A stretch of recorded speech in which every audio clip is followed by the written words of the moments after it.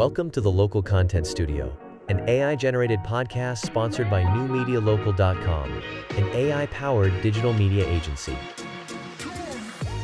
If you're a professional who's responsible for building authority in your market, you already know the digital content treadmill it's speeding up. Oh, it's out of control. But let me hit you with the exact acceleration rate. The sources we're diving into today, mostly from Loretta Marie Kimball at New Media Local, project that by 2026, organizations will be expected to create more digital content in one single month than they did in an entire year just a decade ago. That pace is just staggering. And it's not just a trend, it's a real challenge, especially for client-facing professionals, like attorneys or specialty practitioners. You rely on trust. Exactly. And that's the mission of this deep dive. A recent 2025 industry survey showed that over 80% of professionals believe that if they don't innovate their content production, their business is going to be at serious risk by 2026. So that's the shortcut we're here to provide. We want to really dissect these trends, pull out the actionable stuff, and figure out how you can marry your unique expertise with the tech that's going to accelerate your workflow. And the key, really, is understanding AI. Not as a gimmick, but as Loretta Marie Kimball calls it, a genuine authority amplifier.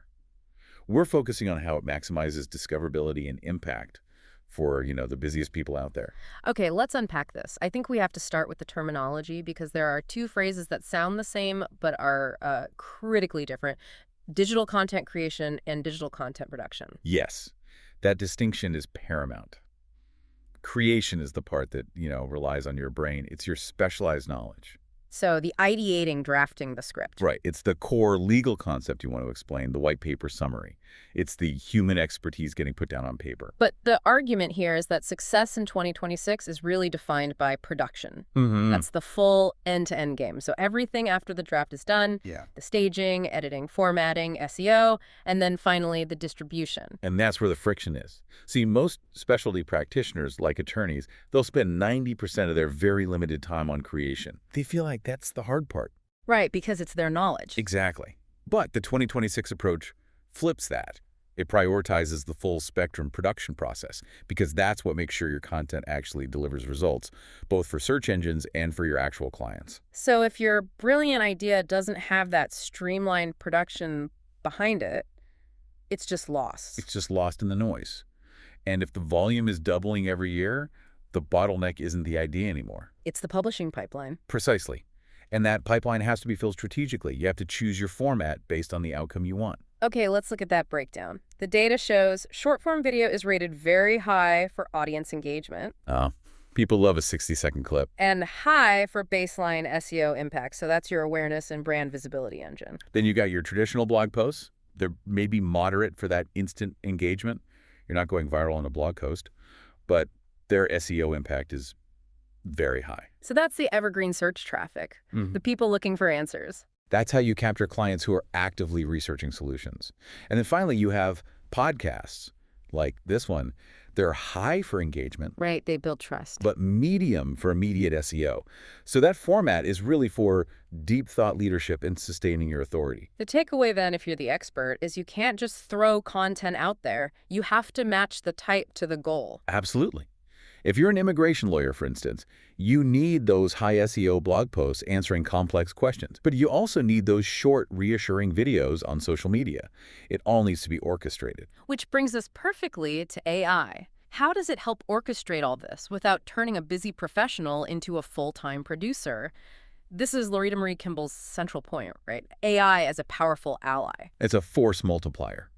She's adamant that we have to stop seeing AI as some kind of replacement for authenticity.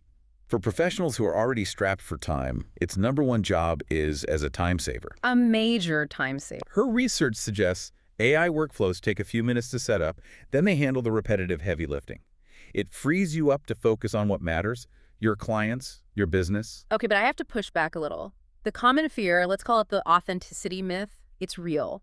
If I'm a trusted attorney and I start using AI for scripts or editing, how do I make sure my unique local voice doesn't just get turned into some generic corporate mush? It's a crucial question. And the answer is all about human oversight and prompt engineering. Kimball argues that AI doesn't create the voice, it amplifies it. It amplifies. You feed the AI your unique tone, your specific legal jargon, the nuanced answers you give clients, and the AI becomes a filter and an enhancer. It polishes the delivery, but the core expertise, the authentic voice, has to come from you first. So it's not outsourcing the thinking, it's outsourcing the polish and the pipeline. Exactly. And the most compelling evidence for this is the rise of the dedicated content studio. This idea is a total game changer. And when people hear studio, they think of this huge, expensive TV set. Right, but that's not it. In the 2026 model, a dedicated content studio can just be a corner of your office with good lighting, a high-quality mic, a teleprompter, and this is key seamless integration with AI editing suites. It's about minimizing friction. Can you give us a real-world example? What's the ROI on that? Absolutely. There's a case study of a mid-sized legal practice in Baltimore. Their pain point was typical. They'd spend 4 hours manually transcribing and editing a 1-hour webinar. So their valuable content just sat there for weeks. For weeks. After they invested in a small, dedicated studio and started using AI-driven scripts and live editing, they cut that 4-hour job down to 30 minutes of final review. Wow. That is a massive shift in time. It is. And it wasn't just time saved. Because they could publish high-quality content almost immediately and repurpose it into clips and blogs, they doubled their organic traffic in 8 months, and they saw a big spike in qualified leads. Not just traffic, but actual clients. People ready to hire. The studio turns content creation from a logistical mess into a smooth, high-value pipeline. That brings us right to the practical tech that's revolutionizing this. I mean, if you're listening to this deep dive, you might care about the audio side. We saw a stat that immigration law podcasts using advanced AI saw a 70% boost in subscriber engagement. That's right. Because high production quality signals authority. We basically break down the key AI capabilities into 3 buckets that every professional needs to know. Okay, let's start with the first one, editing and quality. How does that technology actually save 50% of the time, like you mentioned? It comes from what we call over-the-shoulder automated editing. Tools like Descript use machine learning to analyze the whole conversation. They don't just find clicks and pops. They identify patterns in human speech. The filler words. All the hesitations, and they cut them out automatically. They apply noise reduction that's tailored to your specific voice, not a generic setting. So the time saving comes from not having to do that manual frame-by-frame cleanup. You just review the final polished cut. That is a phenomenal time saver. Okay, second capability, reach and accessibility. This is where transcripts come in. This is a huge win for SEO and for compliance. Transcription tools like Otter.ai, they're not like the old ones. They now have over 95% accuracy. And why is that so important? Because it instantly turns your audio into searchable text. You get immediate show notes, full blog posts, and critically, you make your content accessible for hearing-impaired users. You publish the audio, and the blog post is ready for Google seconds later. Okay, and the third capability is global impact. This one seems huge. Latent space translation. Latent space translation is probably the most advanced tool we have for keeping your authority across different languages. It's way beyond simple word-for-word translation. So how does it work? The AI analyzes the semantic meaning, the context, the tone, the nuance of your argument.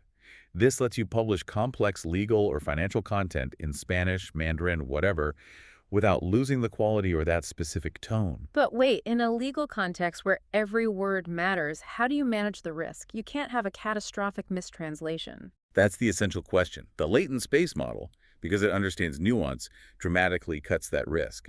But for a professional audience, it serves as a high-quality first draft. Ah, so the human oversight is still mandatory. It is mandatory validation, a quick check by a bilingual professional to verify critical terms or disclosures. The tech does 90% of the work, but the human keeps that final regulatory sign-off. Okay, so to sum up the workflow, AI tools are now absorbing all these repetitive technical tasks, the audio editing, transcribing, keyword optimizing, even distribution. It just makes the whole pipeline seamless. The essential shift for success in 2026 is seeing this as an infrastructure project. You have to invest in education, in experimentation, and in the technology itself. That's how you reclaim your time. Which brings us to a final provocative thought. We focused on the massive upside. But what's the biggest risk if a professional leans too heavily into automation? For specialized practitioners, the risk is compliance and reputation erosion. Over-reliance, especially without that human validation step we just talked about, doesn't just make your content generic. It can make it non-compliant. Exactly. For those in highly regulated fields, think legal or finance, an unchecked AI could pull in sensitive client info, Or automated distribution might violate advertising rules in another jurisdiction. The trust you've built erodes instantly when you cross those lines. So the synergy between the automation and the human expert is really the key. It's about using tech to amplify your authentic, compliant voice, not creating some risky artificial one. If you're ready to transform your approach and make sure your content maintains that originality and authority, your next step should be exploring how to implement these dedicated content studios and AI-powered strategies. The power to scale your expertise is right there. You just have to channel it responsibly.